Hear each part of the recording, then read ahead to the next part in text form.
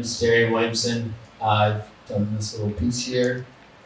The speakers. I guess it's pretty big. It's speakers here with the sort of mid-century vibe going on. Yeah. Hello everyone, my name is Johnny Draco.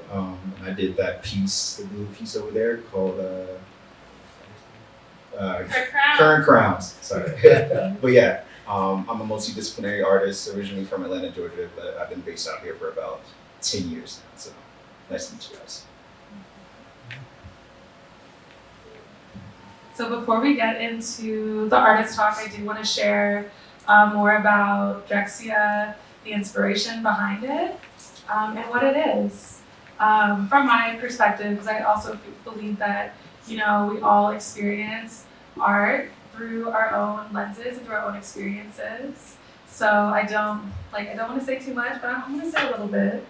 And so I got the idea, or one thing that really helped facilitate bringing this world to life in this space. I was doing yoga meditation here at Union Hall, led by Soraya Latif, who is an incredible yoga practitioner and ancestral medicine practitioner.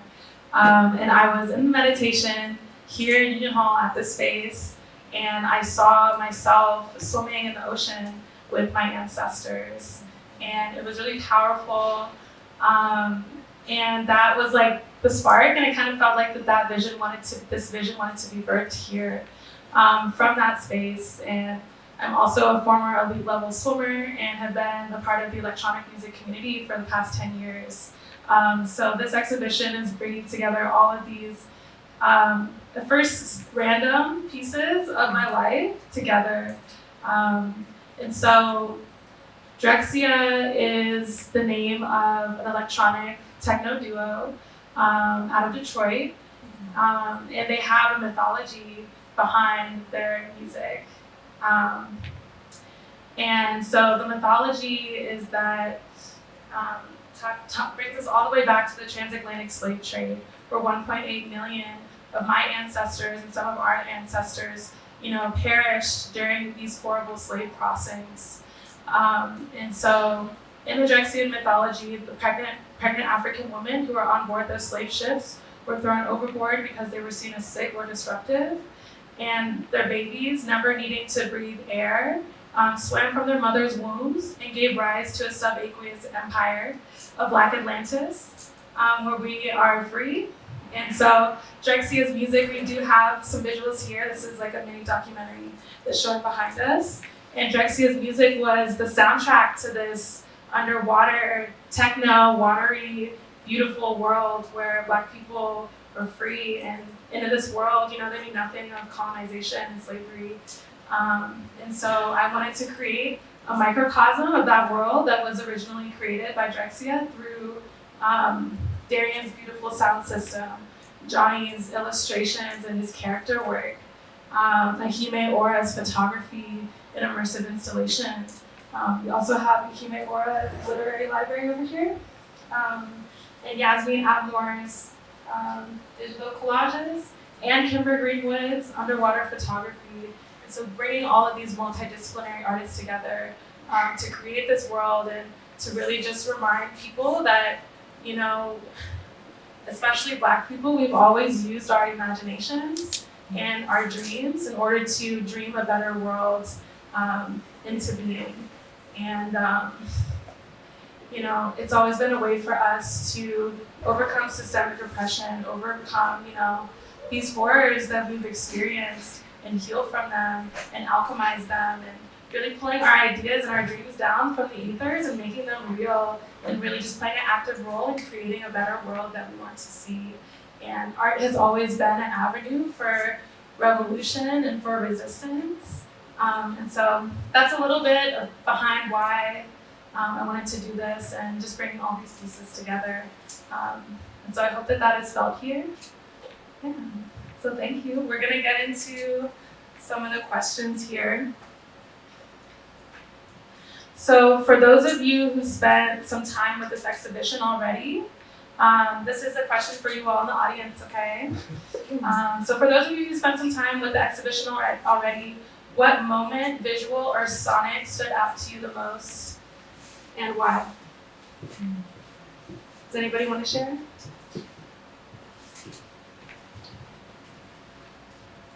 I just really appreciated how all the photography in the pieces were lit. Like really, it looks almost like they're backlit, and they have like a nice gradient on the side. It's just soft lighting, and we appreciate that. And also, I just love the sound system.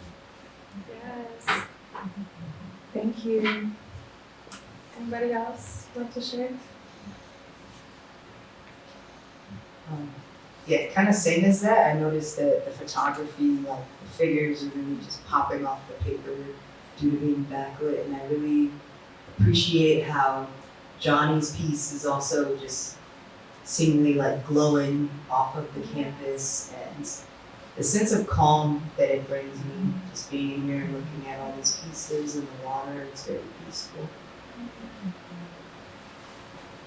Thank you so much for sharing. Anyone else like to share? Thank you. All right, I'm gonna ask you guys the same question. Do you guys like to share? Yes, for me it was it was obviously kind of expected, but the amount of blue, I was like, all right, this is like, really just brought everything all together. So then when I was like bringing in these red speakers, it kind of came all together for some reason. I don't know how, maybe because it's like the auditory element is red and then like the visual elements are all blue. It sort of like brought it all together for me where I was like, wow, this is something special conceptually. So, yeah. I think for me, it was really just almost like an atmosphere shift once you came in here. It just really, like you said, it was just like very calming, very, I don't know, felt like home in a way, you know, home away from home. And it was just really interesting just seeing the different types of pieces that are around and how this all came together so beautifully. So, yeah, nice show. Thank you. Thank you all for sharing. And as I was, curating the space alongside Esther,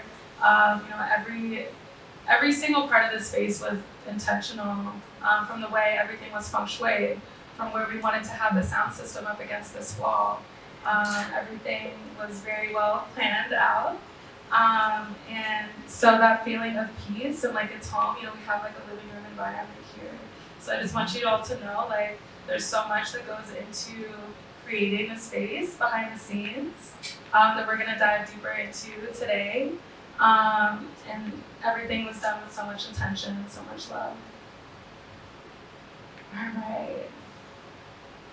So Drexciya is, we're really diving into a speculative narrative around Afrofuturism.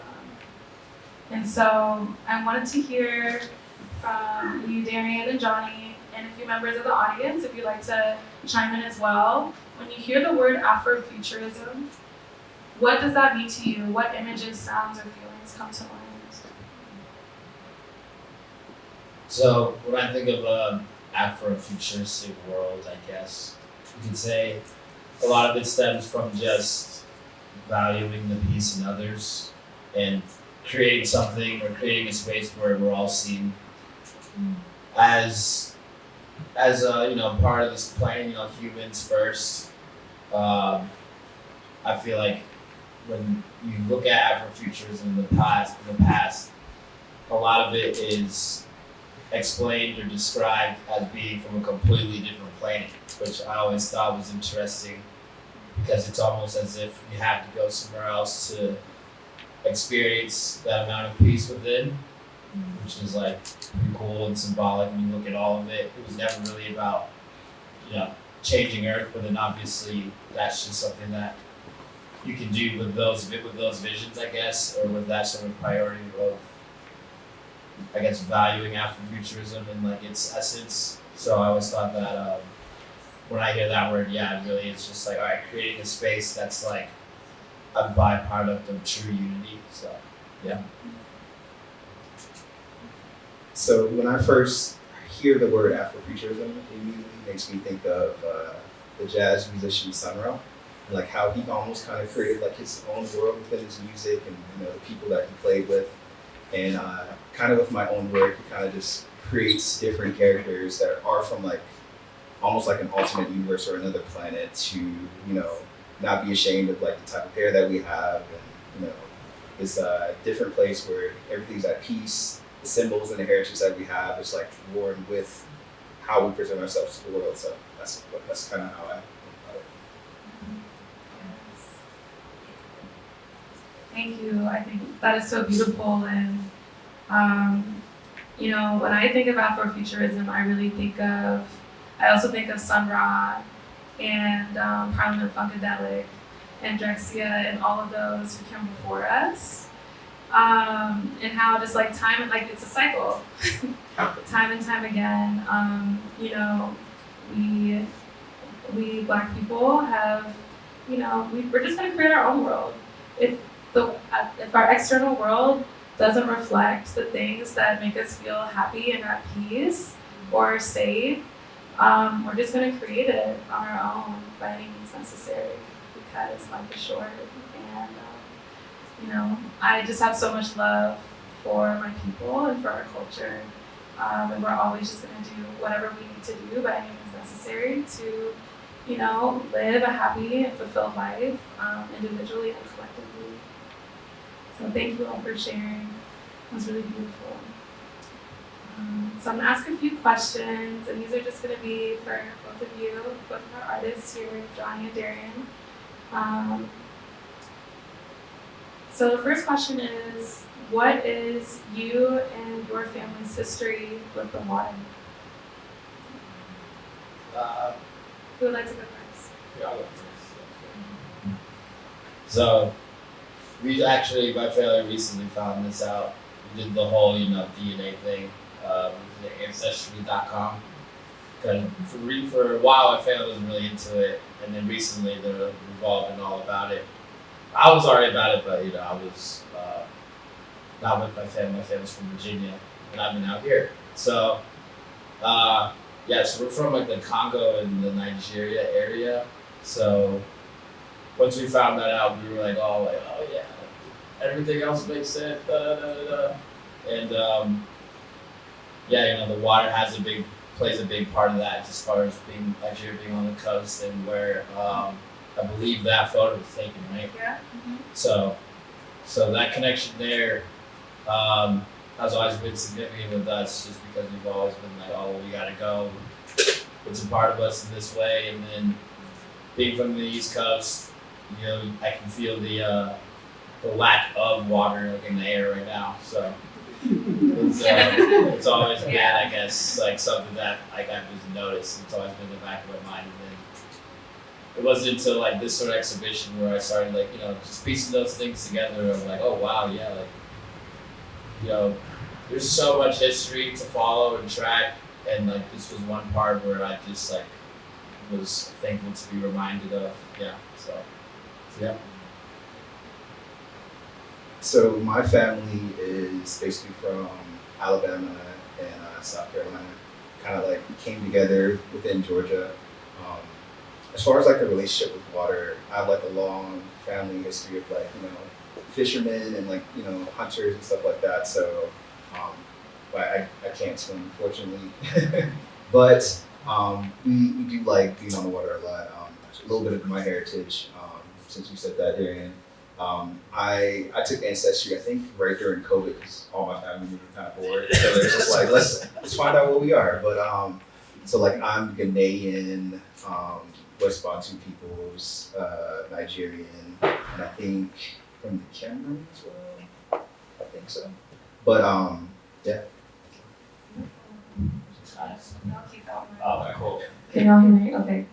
Thank you so much for sharing, Johnny and Darrien. And I think it's really beautiful, especially being a part of the African diaspora. So much has been lost in terms of that, just the written ancestry. So reclaiming, getting to know where we come from and reclaiming that piece of our lineage and who we are is really empowering. And So yes, this piece right here that Darrien was speaking to, and I also have ancestry in West Africa, Nigeria, Ghana, Benin, Ivory Coast, as well as indigenous to the Americas as well. But this piece right here, this is a photograph by Ehime Ora, and that was taken, and the piece is called The Return of Us. And this photograph was taken at the point of no return, where, you know, many of our ancestors, that was the last time they saw their homeland before being taken across the Atlantic Ocean as slaves. And these other photos here were also taken in Nigeria. And I think it's very fitting that it's titled The Return of Us. And I guess I'll speak a little bit about my history with the water as well. I also did the 23andMe, the ancestry thing, because like I said, so much has been lost in terms of that written history. I think my family also just got really into it during the pandemic. And we found out that we're West African, and also we have a percentage Indigenous American. And my brother found out that we descend from Maroons. And for those of you who don't know who the Maroons were, these were groups of people, basically runaway slaves. So our ancestors decided that they refused to be enslaved, so they escaped slavery and lived within the Great Dismal Swamp. I'm also from Virginia, amongst the indigenous people who were also escaping persecution and genocide. So when I found that history out, I was like, yo, that is too cool. And we don't talk about that enough. Like, not all of our ancestors were docile. You know, a lot of them were very much, you know, on that tip, wanting to be free, and didn't, you know, created that avenue for freedom and liberation for themselves outside of these systems, and created communities outside of these systems where we could be free and happy and all those beautiful, sweet things. I was also an elite level swimmer when I was younger. Not anymore though. So I've always had a very strong connection to the water. Okay, I guess one more thing. Yeah, they lived in the swamp, and I guess swamps are also waterways, which is interesting. All right. Next question. So the mythology of Drexciya imagines an underwater civilization born from the histories of the transatlantic slave trade.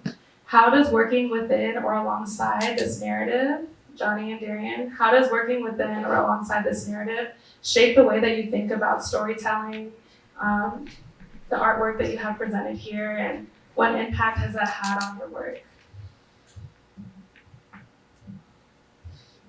So, with this concept being so, I guess, dense, there's like, you know, so many subject knowledge you can get into about the surrounding the mythology of the music of Drexciya, as well as the, you know, the methodical part of it.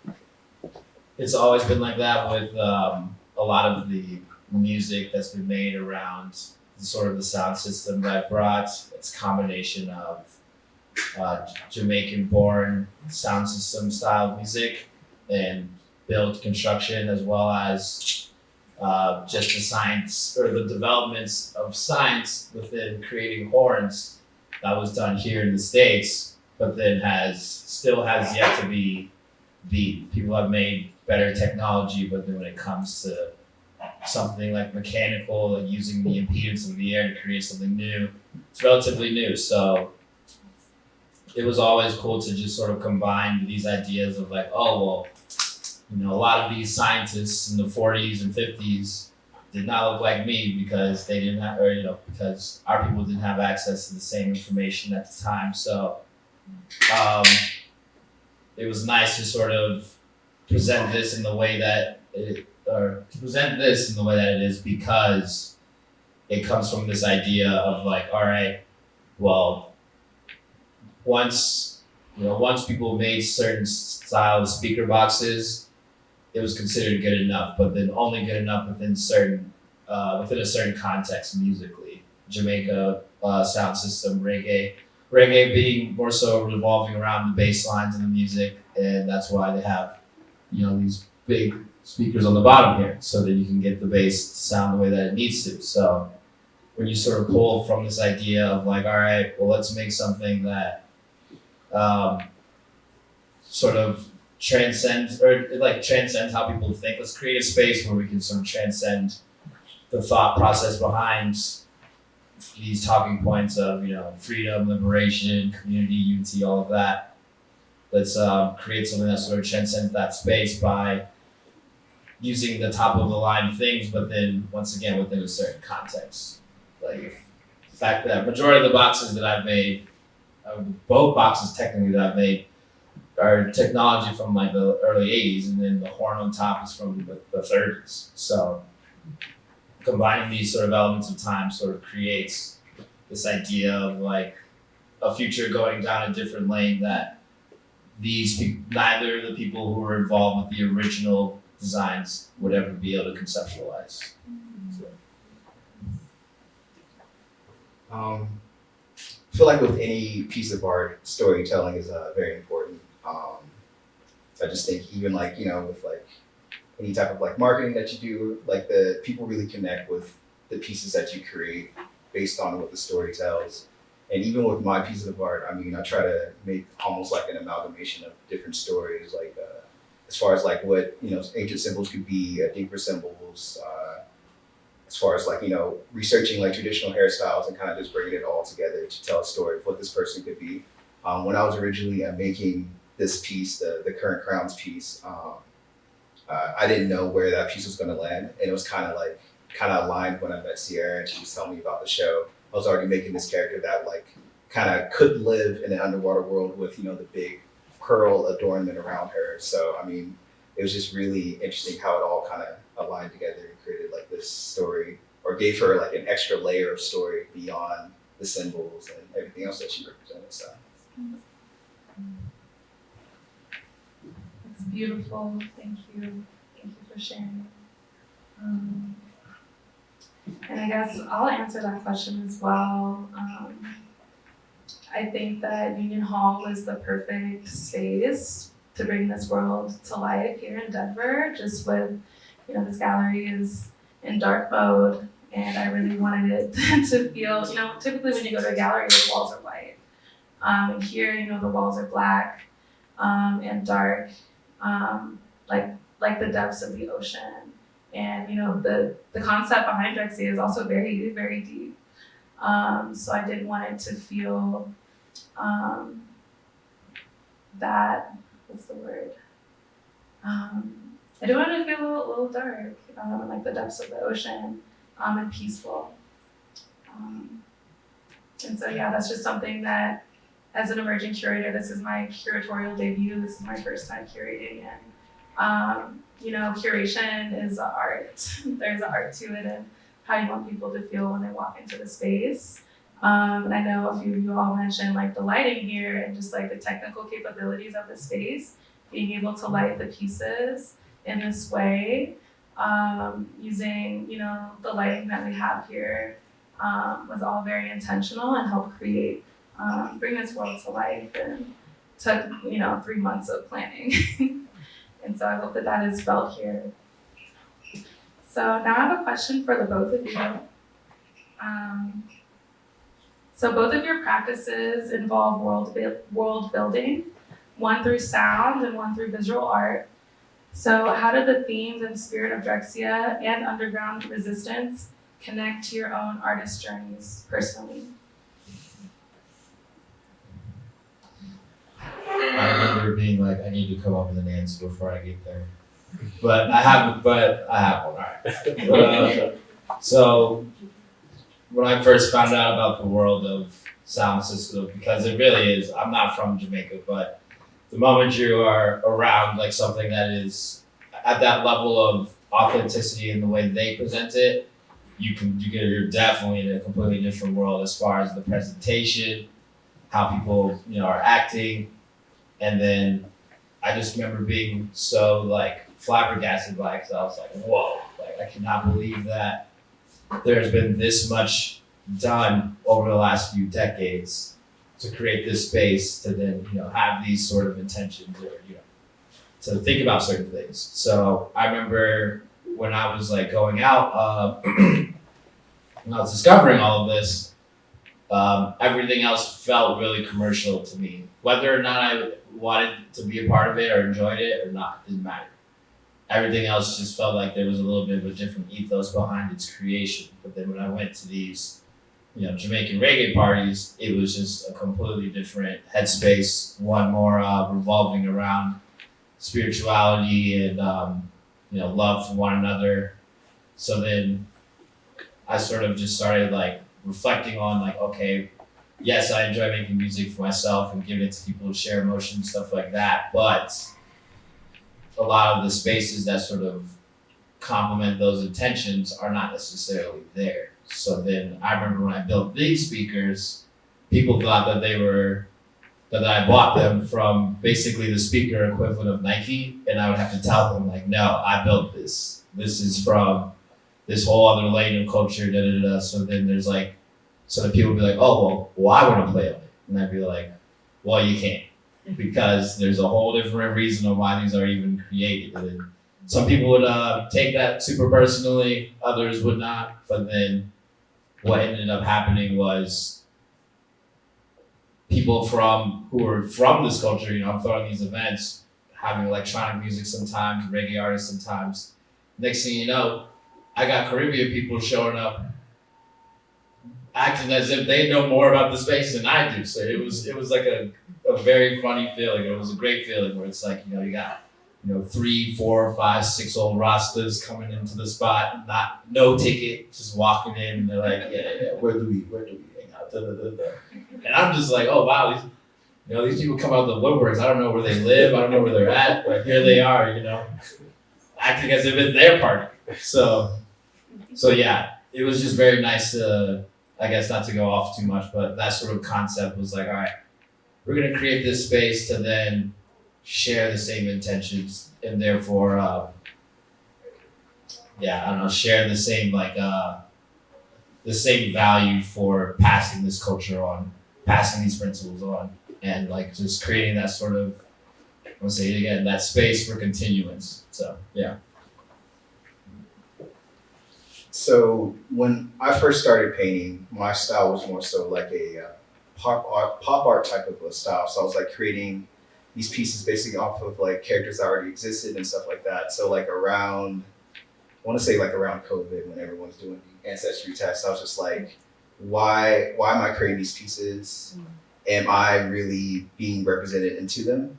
And like why? Just basically like the question of why am I doing it? So like after finding out where my heritage is and where I come from, started doing a lot of different researches on like the culture, heritage, the language and stuff like that. And I thought like I could definitely use this to build my own world of characters and how I could see them. Because like you see like a lot of people that like create like, if you like, I don't know if anyone's really into like anime and stuff like that, they make like the black version of that, like what about like creating our own versions of it to put out into the world and like, using our own culture, our own language and stuff like that. Like I remember even like when I was younger, I would like take different languages that I didn't understand and put those like symbols on the characters themselves. But like now after doing that research, like we have our own like, symbols that we can use to represent us. So it's just like, it was a really fun journey of like researching that and then like kind of incorporating that into my work and then making it into like this own world somewhere else. So. I'm going to bring up the ancestry thing again because I think this story is a little funny. I remember it was like 04, 06 when like the first time I saw the World Cup when I was a kid, and Ghana was doing so good. And then I remember, once again, I didn't know where I was from or anything, but then since Ghana was doing so good, I was like, you know what, I'll just tell everyone from Ghana. So I just would draw it when I was younger and everything, and people would ask me. The one time my parents said, what are you doing? Like, oh yeah, like, the World Cup. We're from Ghana, right? She's like, no, there's no way you'll be able to find out where we're from. And then, yeah, here we are today with that technology. I thought that was kind of funny. Yes. That's beautiful. Thank you for sharing. And I think, yeah, like even since childhood, right? We're always like, wanting to know more about who we are and like remembering who we are, especially after so much has been lost and taken, and just reclaiming that ancestral power, our lineage and our gifts and our stories is really beautiful. And Darrien, I remember when I first met you, I went to one of Darrien's Dem Dea parties. I guess this was like 4 years ago now, I think. Yeah, it was a while ago. And I just remember I'm also an audiophile and a music lover, so it's already right up my alley anyway. I just remember feeling the power of, I could just feel all the love and intention you put into the system and just the sonic power of the systems that you created. And also, like myself, I'm also an ancestral medicine practitioner, so I'm very tapped in with spirit. And so I remember, especially your recent party a year ago, and Darrien has like built out these systems over the years. So we just have a few here, but there's much more. And I definitely recommend, if you all are into sound system culture and want to support Darrien, definitely go to one of the Dem Dea parties and really experience the sound, because you feel it in your heart, you feel it in your chest, you feel it in your bones. And I just remember feeling very connected with the ancestors and all of those, builders who came before. And like you're saying before, Darrien, how you took all these pieces and reimagined them in a beautiful way. I could feel that deeply. So thank you for sharing your gifts. It's changed my life, and it's changed so many others, and what you bring is very needed. What else? And then, yes, Johnny, I think it's so beautiful, you asking your why moment, and having that sort of, the way I was interpreting it is like kind of like an ego death. It's just like, what is going on? And I think it's very spiritual when you have those moments, and that can just redirect and just reshape your whole artistic expression and how you do things. And I know we've only known each other for a very short amount of time, but just seeing your journey online and how it's evolved and the ways in which you can kind of see that shift through your work and through your expression, and how that has opened up so many blessings for you. The more authentic you are within your path, that's really all that you need to be, is to be yourself and to express yourself in these authentic ways, in ways that honor your lineage and your ancestors. It's really beautiful to see. So thank you for sharing your gifts. Your art and your light is so needed in this world. And I'm so happy to have both of you a part of this show, or part of this exhibition. And so I have another question for the both of you. So after our audiences experience your work in this exhibition, what conversations or reflections do you hope it sparks in and beyond the gallery space? And if you don't know yet, that's okay too, because we just opened.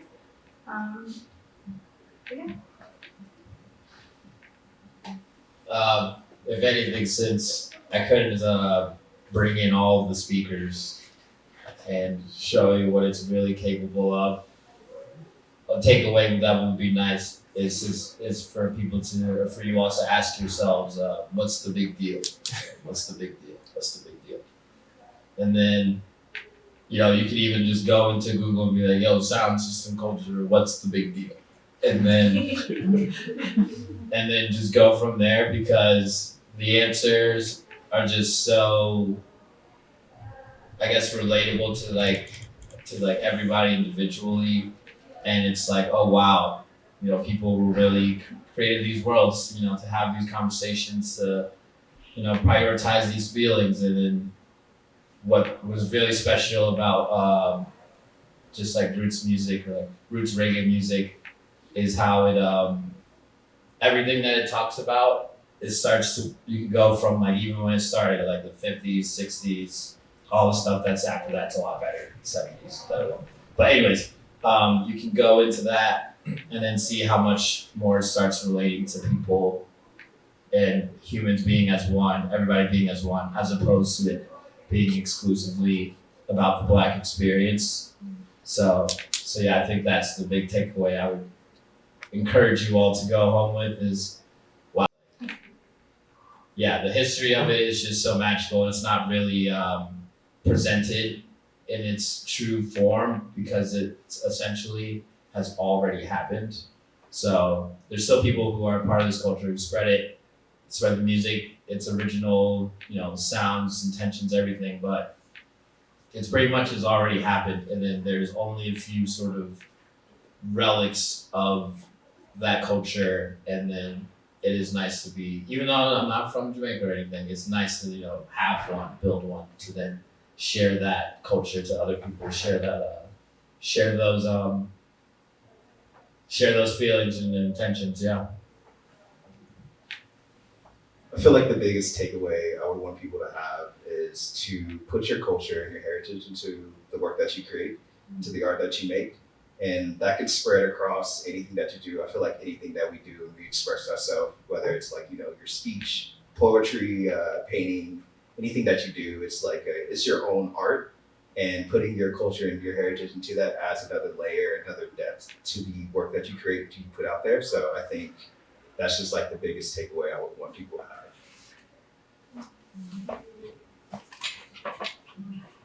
Thank you guys. Those are all beautiful takeaways. And I'll also answer that question. And I'm also excited just to see how things unfold naturally as well. But I really hope that people leave here feeling inspired to make the world a better place, make the world a place that is safe, that is peaceful, that is full of joy and all of the sweetest things for yourself and for your loved ones and for our communities. And I also hope that the space inspires people to really follow their dreams as well, and to have unshakable faith in what you can see, and that you can bring those dreams and visions to reality, and so much more. But I'll leave it at that. And then I have one more question for you guys before we'll open it up for a Q&A from the audience, okay? So I do want to talk about how do you all balance social, political activism within your work? What does, Drexciya, they were part of the underground resistance, so their music was very countercultural. And I know being of the African diaspora, just by existing, where things are political.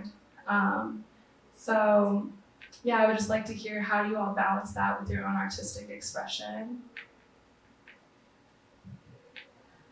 So there's a saying amongst the sound system and greater roots reggae community around that sort of topic, and I guess it's word, sound, power.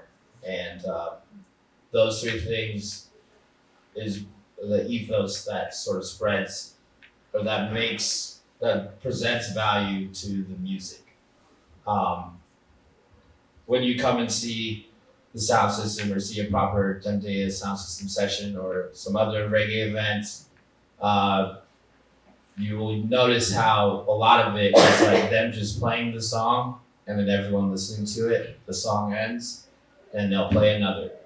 It's more so about the content of everything. So how I've always been able to balance it is, I remember it's always easy to look at our history and then have anger or have resentment or have these negative feelings, and then because people don't, especially because regardless of where you're from, people may just not understand it, whether it's you as an individual, as a person of color, as a man, as a woman, somebody who's gay, anybody.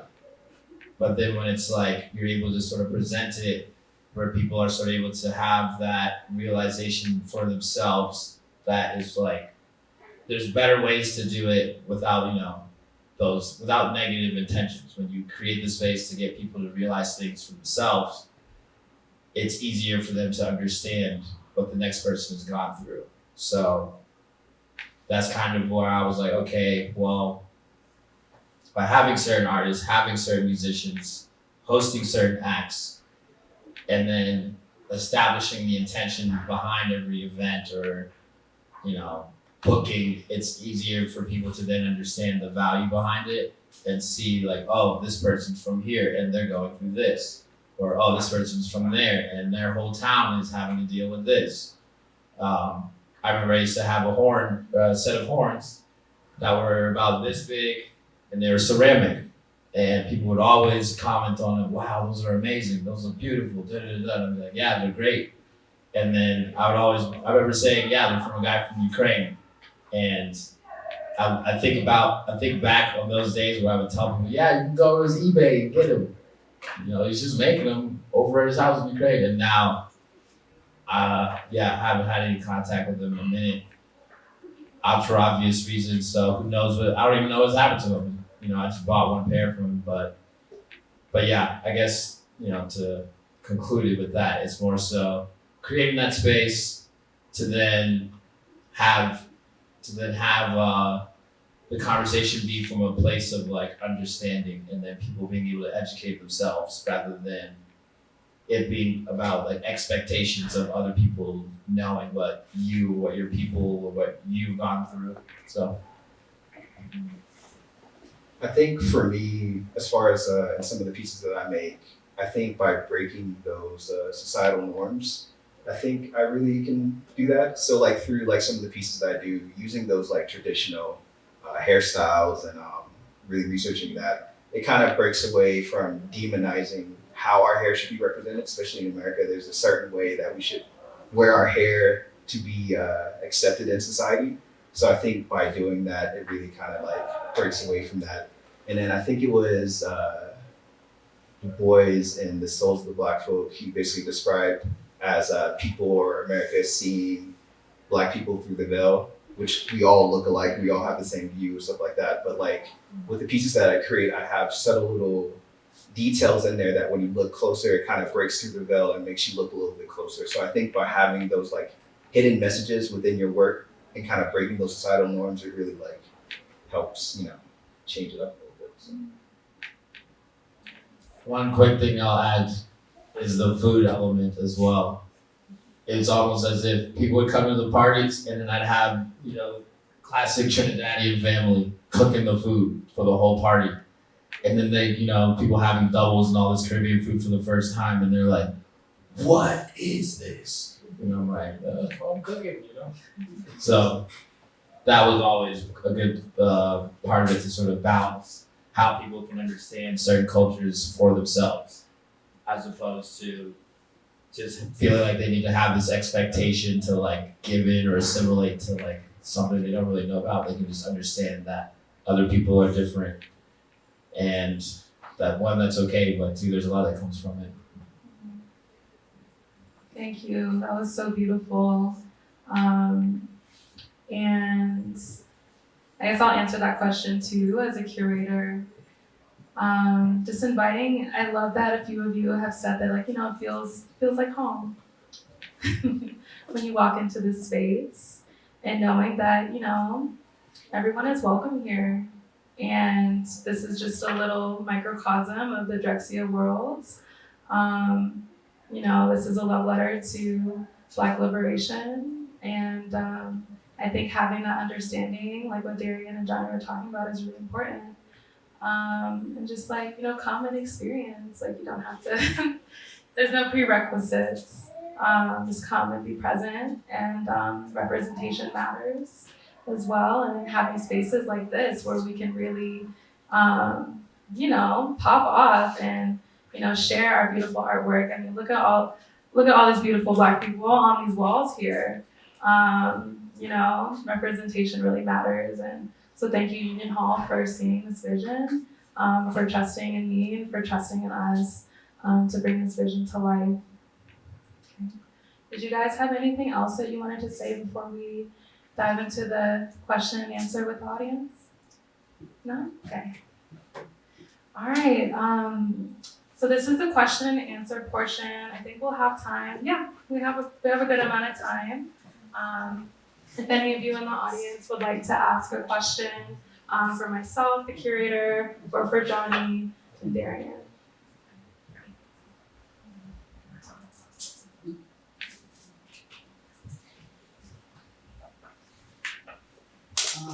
Yeah, thank y'all for sharing your beautiful artwork.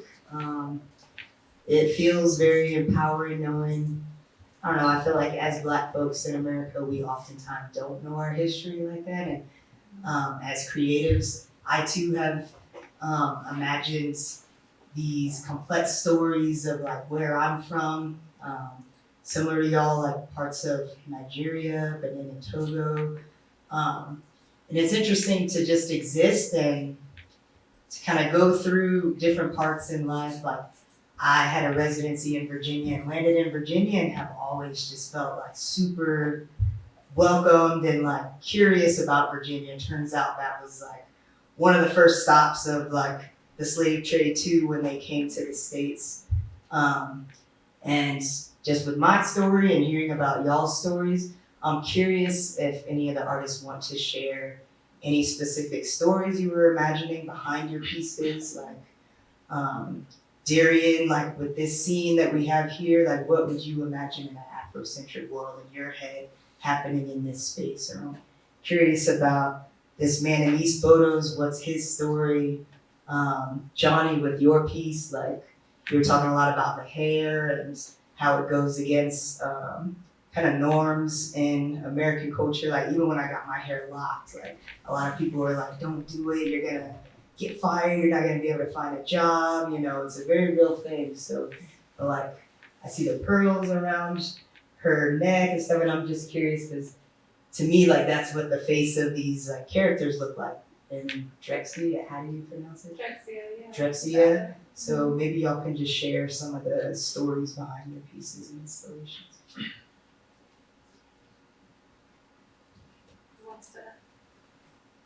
You want to go first? Yeah, go first.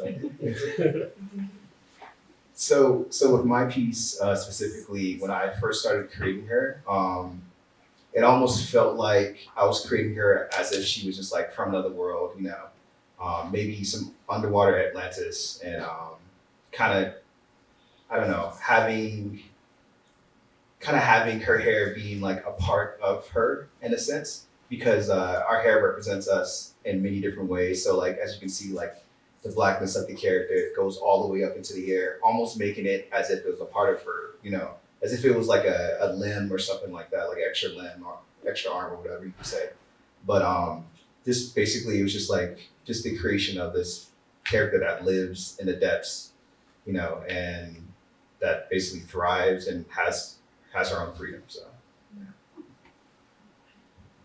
So I'll bring up a story about the first time I went to Jamaica, which was about 2 years ago. Yeah, 2 years ago from this date, actually, around February, early February or mid-February. I went with my buddy he's from Maryland, but his whole family's Jamaican. So I went with him because his dad lives in Kingston, which is where a lot of the distribution for the music started. And then it was funny because he was laughing at me like we're about to get on the plane and stuff. He was like, "Hey man," he's like, "We're gonna get on this plane, bro, and then we're gonna get off, and everybody's gonna be black. It's gonna be quite the experience if you've never had it before." And I was like, "Well, no, I've never had it before." Mm-hmm. So you land, and then you look around, and you're like, "Whoa," especially being from the States. So to sort of tie it back around.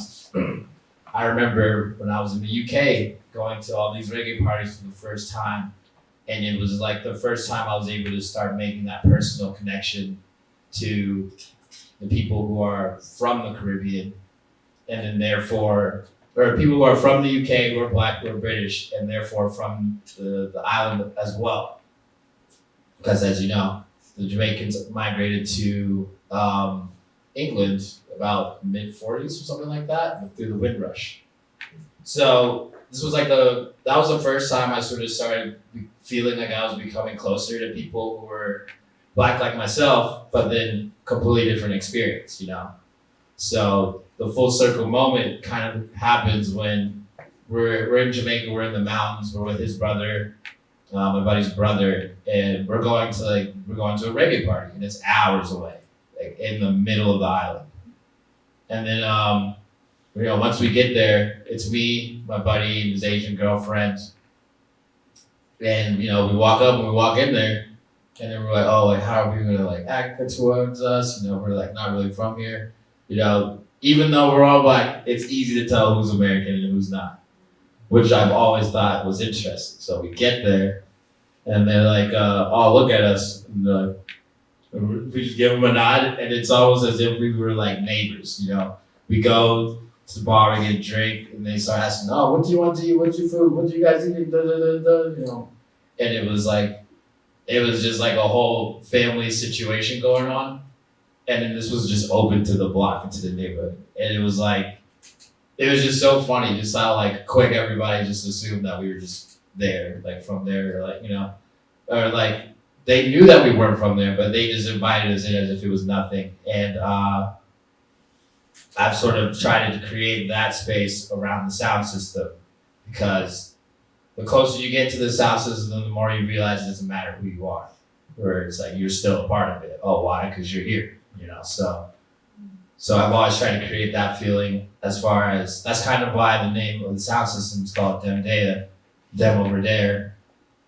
And it's more so saying like, yeah, this is just our sound system. It's not like we're trying to promote the fact that, we're more, culturally wise than you are, or we're more liberators than you are, or like there's nothing about competition or, holding on to that sort of side of things. It was always about like, let's just welcome in everybody as who they are, and then they get to say that it's their sound system. So, you can have somebody from a completely different culture in a completely different state being like, oh yeah, we got a sound system, they could be talking to somebody who's from Jamaica, and that person would be like, oh, what do you mean you got a sound system, blah, blah, blah, blah, blah. So I always wanted to create that feeling around these speakers, and there is like a family around the sound system, and it's just about just supporting those same intentions and all that. So yeah.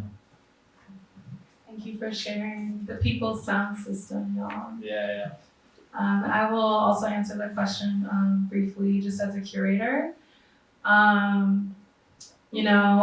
Bringing the Drexciyan mythology to life, like what does that look like? And I knew, and I'm a very spiritual person, so like I do a lot of visualization and meditation, and I knew that I wanted to have underwater photography featuring women, and especially this piece right here. I know a lot of you can't see it, held in water.